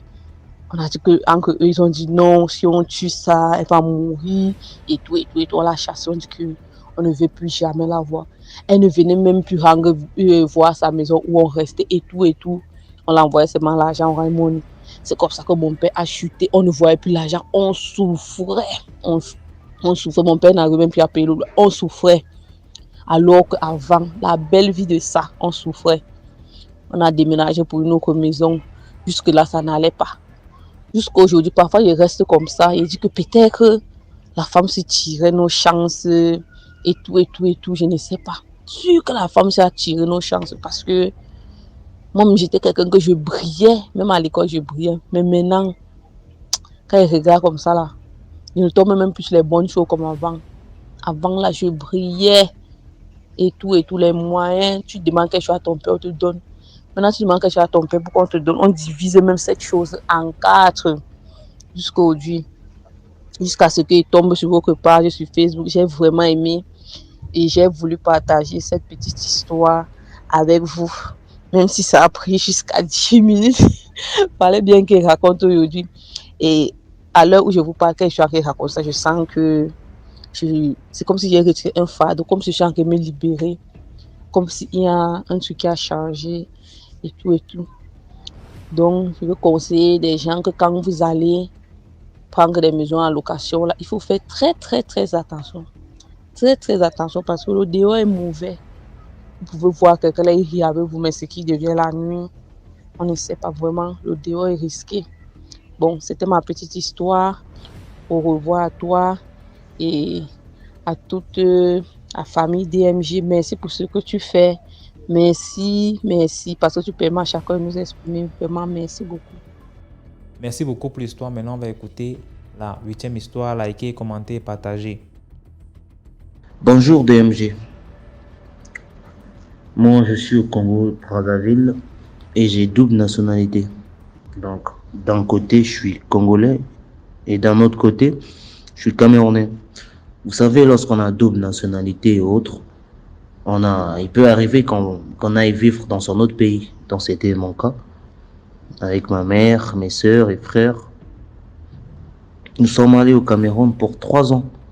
Cela remonte au moins en 2002, au moins jusqu'à des années comme ça. Donc du coup, on était au Cameroun vers... si je dois bien savoir, c'était vers l'école d'Oumassi. Disons que c'était une zone qu'on appelait la zone des ambassades. Il y avait une école à l'époque qu'on appelait BTLM, tout juste au virage. Et de l'autre côté du goudron, si je ne me trompe pas, il y avait une autre école, j'ai aussi fréquenté là-bas, c'était Doumassi. Donc, à l'époque, on était là-bas avec des frères et sœurs. Bon, on a commencé à vivre de ces choses bizarres, très bizarres au Cameroun. Donc, il y avait des moments, déjà dans la maison, il commençait à avoir plein de cafards. Il commençait à avoir aussi beaucoup de souris, donc ça devenait un peu bizarre. Donc, trop de cafards, trop de souris. Pour d'autres personnes, ils se diront que c'est quelque chose de peut-être normal, c'est peut-être dû à la saleté, oui, parce que les cafards, vous savez, ça se tue. Et les souris, ça se tue aussi. Donc, hormis ça, il y avait maintenant de ça rêves. Il y avait des rêves bizarres. Donc, ma mère, mes sœurs, donc on se mettait souvent à rêver, à faire des sales rêves et autres. Donc, on se sentait un peu bizarre. Bon, vu que ma mère, elle avait un salon de coiffure au Cameroun, bon, elle avait tendance à faire venir des Congolais qui quittaient du Congo pour venir travailler dans son salon de coiffure au Cameroun. C'était un mélange, il y avait quelques Camerounaises dans son salon de coiffure et des Congolais d'ici. Donc, au bout d'un moment, ma mère a fait venir, parmi toutes les Congolaises qu'elle avait fait venir au Cameroun, elle a fait venir une fille que je vais nommer, disons Alex. Donc, Alex, quand elle est venue, il y avait des choses bizarres dans la maison. Les choses ne faisaient que se multiplier au fait. Retenons aussi que aujourd'hui, les sorciers ont tendance à, comment dirais-je, à s'entendre ou à faire à s'allier avec des membres de notre famille. Parce que si aujourd'hui vous avez un sorcier chez vous et vous rencontrez un autre sorcier, les sorciers, ils ont tendance à s'entendre, à faire alliance. Donc aujourd'hui, pour bouffer une personne ou pour attaquer une personne, c'est vrai qu'il y en a d'autres qui le font comme ça et tout, parce que la sorcellerie a vraiment évolué de nos jours. Mais il y en a d'autres, vous savez, c'est quelque chose de... Ils s'entendent. Donc on avait des choses et tout dans la maison, des cafards, des souris. Donc, quand Alex est venu, les choses ont commencé un peu à s'amplifier au fait. Donc, vous vous rendez compte, il y avait des moments où tu pouvais rentrer dans la salle de bain, vous voyez le carreau. Donc tu rentres dans la salle de bain DMG, tu vois les carreaux remplis de cafards à un niveau où tu ne vois plus le carreau, il n'y a que des cafards. Donc quand je rentre dans la salle de bain, je crie. Je cours au salon appeler ma mère pour qu'elle vienne voir. Et lorsqu'elle arrive, c'est juste un cafard que je vois dans la salle de bain. C'était bizarre. Vous savez, beaucoup de choses se passaient maintenant. Ma mère, elle est aussi... C'est une femme qui prie beaucoup. Elle est très spirituelle aussi. Donc, elle croit beaucoup en Dieu. Donc, chez nous, je ne sais pas si au Cameroun, c'est aussi comme ça. Il y a des souris qu'on appelle au Congo. Bon, je ne sais pas, ils ont quel nom. Mais dans notre langue ici au Congo, il y en a d'autres qui l'appellent souvent Mochouene. Donc, c'est ce genre de souris. Ils ont souvent une très longue bouche. Et ils ont souvent tendance à bouffer l'argent. Ils sont très mauvais d'abord. Donc, une souris peut juste s'illustrer dans votre maison aujourd'hui au salon. Vous verrez que la souris a une mauvaise odeur. Et vous voyez que l'odeur peut carrément gaspiller toute la maison et faire même 2 jours, une journée. Tant que la souris ne meurt pas, il y aura toujours l'odeur. Donc, chez nous, on dit que cette souris-là apporte vraiment la malchance, les blocages, beaucoup de choses. Et puis, en gros, ces souris ne viennent pas comme d'autres souris, 5, 6, peut-être 10 et tout. La plupart du temps, il y en a parfois peut-être qu'une seule souris dans la maison et tout. Mais sauf que chez nous, il y en avait beaucoup. On commençait à avoir beaucoup de souris comme ça. Il y avait des blocages, des problèmes et autres. Bah, vu que ma mère, elle avait tendance à appeler mamie depuis le Congo pour expliquer et tout, mamie disait, ben, qu'est-ce qui se passe et tout. Et après, c'était tout le temps des rêves, tout le temps rêver des serpents, rêver des choses bizarres. Même nous, on était parfois attaqués. On se sentait que, ouais, tu dors, tu sens que tu vois des choses la nuit. Tu rêves mal de la maison. Et après, une fois, ma mère en parle à la grand-mère. La grand-mère dit, bon, trop c'est trop. De toute façon, moi j'ai mon frère, vraiment, il est très fort, c'est un chef spirituel, et il est très fort. Je ne sais pas si vous connaissez au Congo, Il y a des gens qu'on appelle des Teke. Et les Teke, ils ont une culture qu'on appelle le Njobi. Donc c'est le Njobiste. Le Njobiste, c'est une religion qui a pour droit de tuer le sorcier. Donc le Njobiste, c'est l'anti-sorcier. Les Njobistes n'aiment pas les sorciers. Leur droit, c'est tuer les sorciers. Donc ils ont pour mission d'exterminer la sorcellerie. C'est ça, en fait. On a fait venir le Njobiste. Il est arrivé au Cameroun. Il a fait 1 jour et tout. 2 jours. Il a commencé son travail. Donc Alex aussi était là et autres. Bon, il a dit à ma mère, ok, moi je veux commencer mon travail. Mais est-ce que toi-même aussi, tu ne sais pas quelque chose concernant toutes ces choses-là? Ma mère a dit non, moi je ne connais rien et tout ce genre de choses, il n'y a rien. Bon, il a dit bon, d'accord, moi je commence mon travail. Dans le Njobiste, il y a une plante qu'on implante souvent dans la maison, bon, dans la cour, là où il y a du sable. Cette plante-là a pour mission, je vous dis, DMG, de tuer le sorcier. Donc si tu es sorcier, que tu fais des voyages astrales, je te dis que cette plante-là tue les sorciers. Peu importe qui tu es, cette plante-là est très mystique. Donc il a mis la plante dans la maison. Donc quand il a fini son travail et autres, il est reparti au Congo. Je te dis DMG, 3 jours seulement. Chris, automatiquement, le Christ a frappé. Bon, je ne dirais pas que c'est le Christ ou je ne sais pas comment. Donc, Alex a eu une grave maladie. Elle était très mourante. Je te dis que elle pouvait carrément mourir. Donc, c'est arrivé là. Les gens disaient, bon, qu'est-ce qui se passe et d'autres trucs. On avait aussi un oncle. L'oncle a fait asseoir ma mère. L'oncle a dit, bon, regarde, vous savez, maman, il y a beaucoup de choses qui se passent dans le pays. Dès lors que cette femme-là, c'est toi qui l'as appelée ici, s'il arrive quelque chose ou qu'elle meurt dans cette maison, moi je suis sûr que cette plante-là, c'est ce qui est en train de la frapper. Mais elle n'a pas le courage de dire la vérité et tout. Donc, vraiment, de toute façon, je suis en train de voir Alex. Alex peut mourir à tout moment et ça va retomber sur nous. Ma mère l'a appelé. Viens. Ma mère l'a dit, bon, regarde et tout. Je sais que c'est toi qui ouvres ma maison. Je sais que c'est toi qui fais ce genre de choses et autres. Donc, s'il te plaît, vas-y, parle devant la plante et tu seras libéré. À la grande surprise de ma mère aussi, elle s'est levée, elle a avoué tout devant la plante. Et le lendemain, quand elle s'est réveillée, elle était très mourante, elle chauffait, elle était malade et autres. Elle est devenue normale. Et après, ma mère a dit, bon, ok, c'est pas grave. Ma mère a tout fait le lendemain, et je sais pas combien de jours après, elle est partie. Donc, en face de chez nous, il y avait aussi une église. Ce pasteur avait pour mission aussi de tuer les sorciers ou de faire je sais pas comment et tout là. Il voit mon oncle une fois, il dit à mon oncle, vous voyez, moi je tue souvent, je chasse souvent des esprits et tout la nuit, je vois souvent beaucoup de choses dans ce quartier. Ce qui m'étonne, c'est que votre parcelle la nuit, il y a des couteaux qui tournent de partout.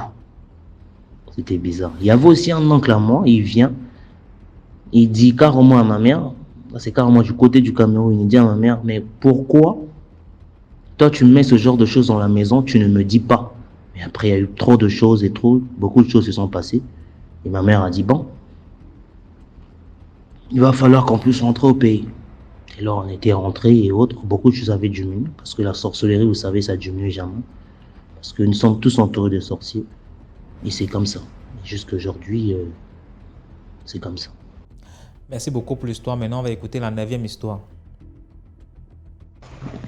Bonsoir DMG. J'aimerais vous raconter une histoire que j'ai vécue moi-même. Voilà. Nous étions en Côte d'Ivoire, d'ailleurs même je suis toujours en Côte d'Ivoire. Et pendant la crise post-électorale de 2010, nous sommes partis à Yopougon chez l'une de mes tantes. Et là, il y avait une jeune fille avec nous. Et ma maman avait envoyé du village. Mais bien avant de partir à Yopougon, bien avant la crise, mais une fois dans les causeries, la petite m'a dit que elle était sorcière, qu'elle avait tenté de tuer son père, tout et tout. J'ai dit non. Donc j'ai informé ma mère, tout et tout. Donc nous tous on était au courant de ça. D'accord. Ma maman cherchait même à l'envoyer. Elle a fait partie Ça fait partie du village. Et comme ça coïncidait avec la crise. Donc nous sommes partis ensemble se réfugier un peu à Yopougon parce que à Djamé, c'était pas vraiment possible avec les tirs et tout. On avait peur.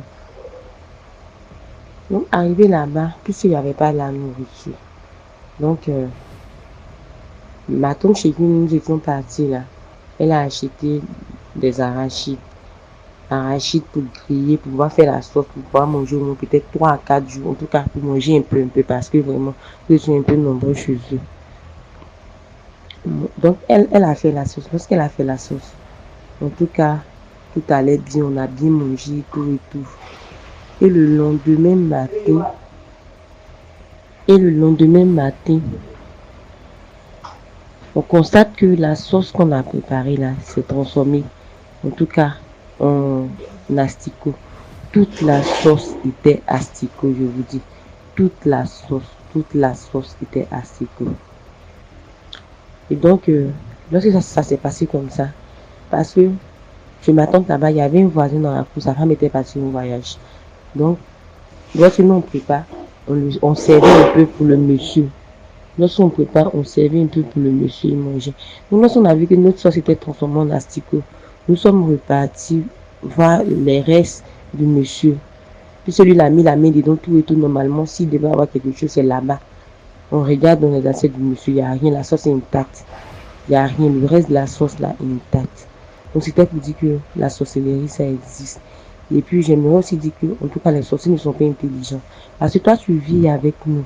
Tu sais que tu vas gâter la sauce là. Nous tous, on va manger quoi? On va manger quoi? Nous tous, on va rester là comme ça dans la fin. Juste à ce qu'on ait quelque chose à manger. Vraiment, je vous dis, devant moi-même, toute la sauce s'est transformée en asticot. C'était en 2010, à Yopougon. Toute la sauce, les asticots vivants qui sortaient comme ça de la marmite. Alors que lorsqu'on a fini de préparer, même, ma maman a réchauffé dedans encore. Parce qu'on devait remanger le lendemain tout autour. En tout cas, quand on prépare la sauce, avant de laisser reposer pour le lendemain, là, on chauffe bien pour ne pas que ça se gâte. Mais même si la sauce devait se gâter, peut-être ça laisse faire monter un peu, mais pas des asticots. Même une sauce, même peut-être qui a duré une semaine, tant qu'on chauffe, il ne peut pas avoir d'asticots. Mais pour nous, là, ce jour-là, il y avait des asticots qui sortaient de la sauce. Donc vraiment, moi, je crois en ces choses-là, mais je sais que Dieu est vivant et puis bon, Dieu peut tout. Voilà. Donc c'était là mon histoire. N'oubliez pas de commenter, de liker et de partager. Merci DMG. Merci beaucoup pour l'histoire. Maintenant, on écoute la dernière et 10e histoire. Coucou DMG, bonsoir. Déjà, je tiens à vous féliciter suite au concept que vous avez fait. Voilà. Le fait de pouvoir édifier beaucoup de personnes. Et grâce à vos histoires, beaucoup d'entre nous apprennent chaque jour. Et ça permet à beaucoup de beaucoup plus se méfier. Voilà. Et de s'accrocher de plus en plus vers le Christ. Voilà. En fait, moi, je suis une jeune Camerounaise. Je vais taire les noms des différentes villes. Et voilà, je préfère également taire le nom du pays dans lequel je me trouve actuellement. Voilà, donc je viens là vous raconter l'histoire d'une tante qui est décédée il y a de cela quelques années. Si j'ai bonne mémoire, vers 2010 ou 2011. Voilà, là j'étais déjà au collège. En fait, ma tante, c'est quelqu'une qui était tellement persécutée dès son bas âge. Elle était vraiment persécutée dès le bas âge. Donc, chez nous, au Cameroun, on a l'habitude de dire quand on est brun ou quand on est brune, on est beaucoup plus maladif. Donc, c'était un peu le cas de ma tante. Voilà.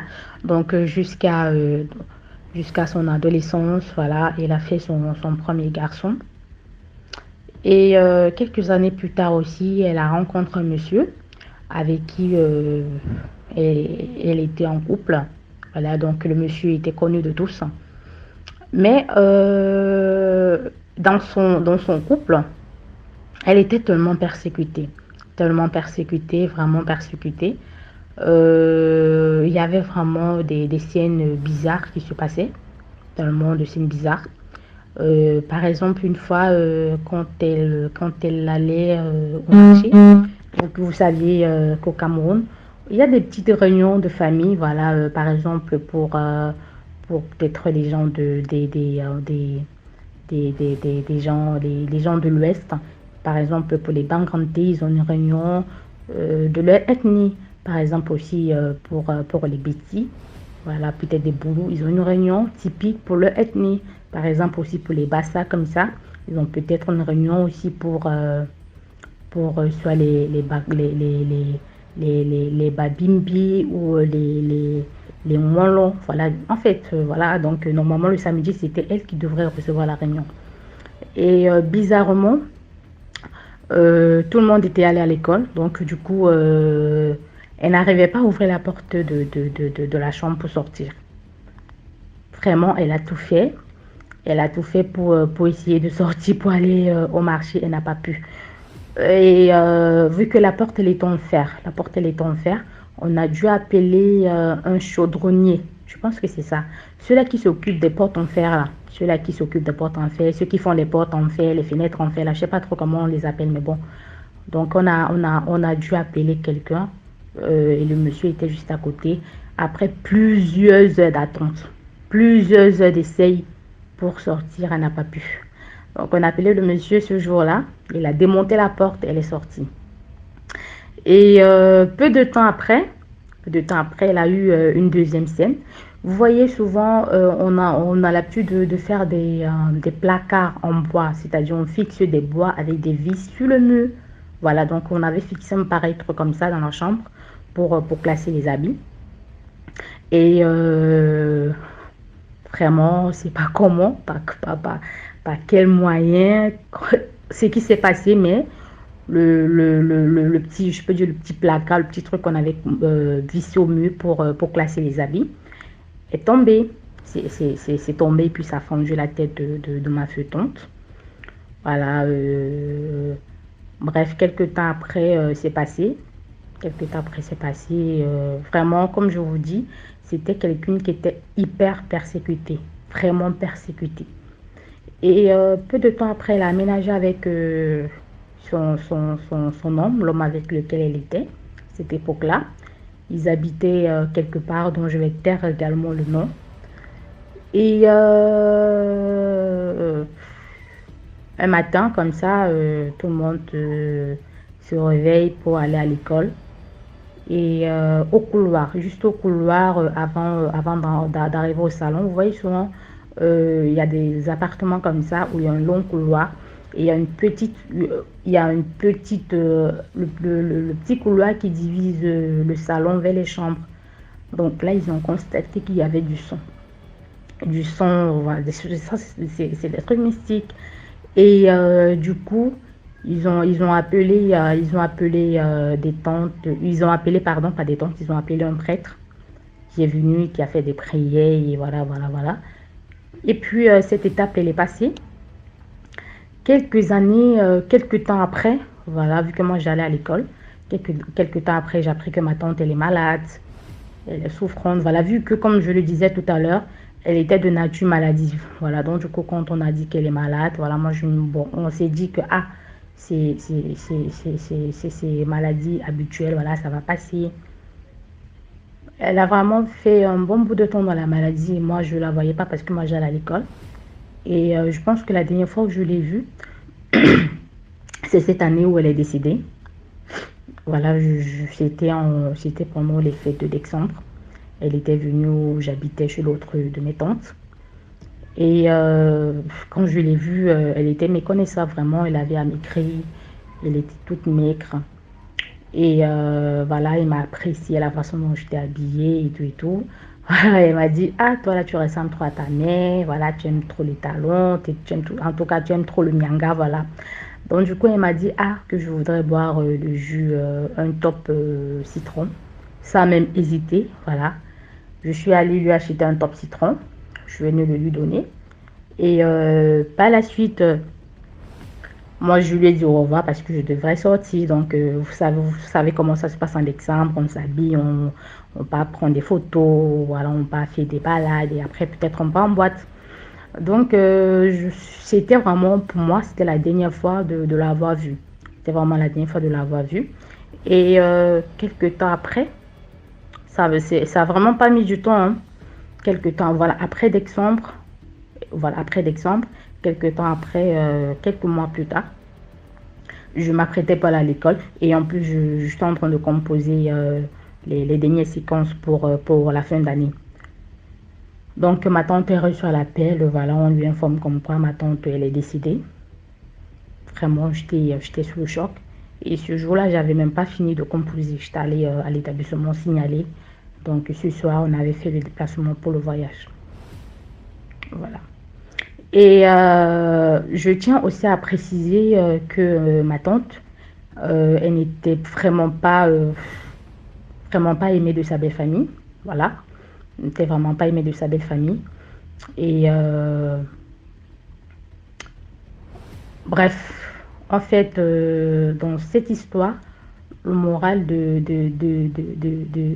cette histoire, c'est accrochez-vous beaucoup, beaucoup à Dieu. Beaucoup à Dieu. Et aussi, je voudrais parler aux hommes. C'est pas la peine d'avoir 2 femmes. C'est pas la peine d'être en couple avec une femme et avoir une autre dehors. Parce que là, ces persécutions, on ne sait pas si ces persécutions sont dues à la deuxième relation que le monsieur avait ou si cette persécution était due à la belle famille. Et sachez également faire la part des choses. C'est-à-dire il faudrait que nous, femmes, nous sachions faire la part des choses. Quand nous sommes dans une relation et nous constatons que dans cette relation-là, nous sommes beaucoup, beaucoup, beaucoup persécutés, soit on quitte, on laisse la personne tranquille. Parce que là, toute la famille a parlé, hein. Elle est morte à cause de l'amour. Elle a laissé sa vie à cause de l'amour. Et en plus, après son décès, on a appris qu'elle avait, elle a été diagnostiquée du sida. Et elle a catégoriquement refusé de prendre les médicaments parce qu'elle a dit qu'elle n'avait pas cette maladie. Elle n'avait pas cette maladie. Donc, mystiquement aussi déjà, cette maladie, on vous envoie cette maladie mystiquement. Voilà. On vous envoie cette maladie mystiquement. Sachez vraiment, sachons faire la part des choses. Sachons vraiment faire des bons choix.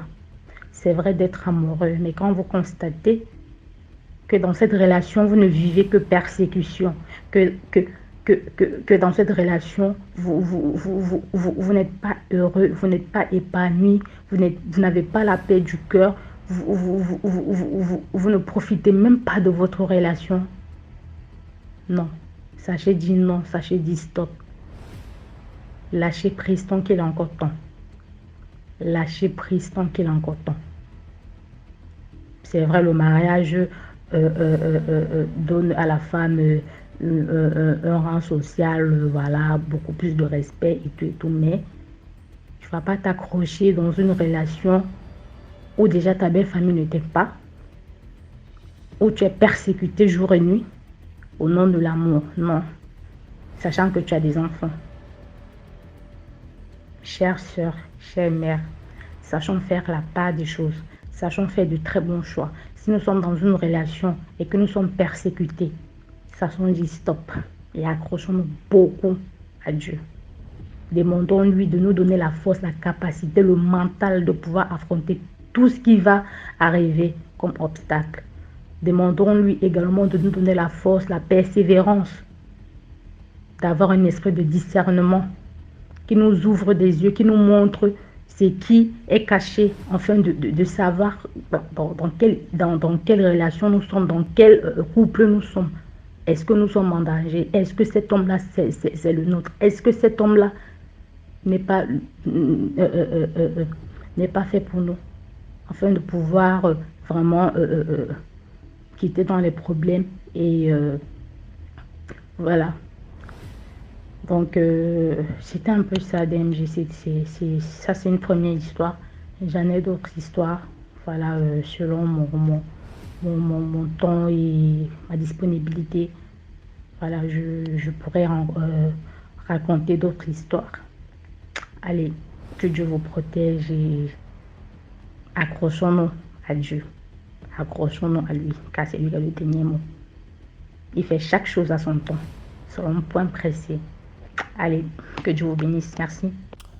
Voilà, c'était tout pour aujourd'hui. J'espère que vous avez aimé le programme. Merci pour l'histoire d'ailleurs. Donc, on se retrouve demain 12h pour 10 autres histoires mystiques. N'oubliez pas de liker, commenter si vous avez oublié de liker.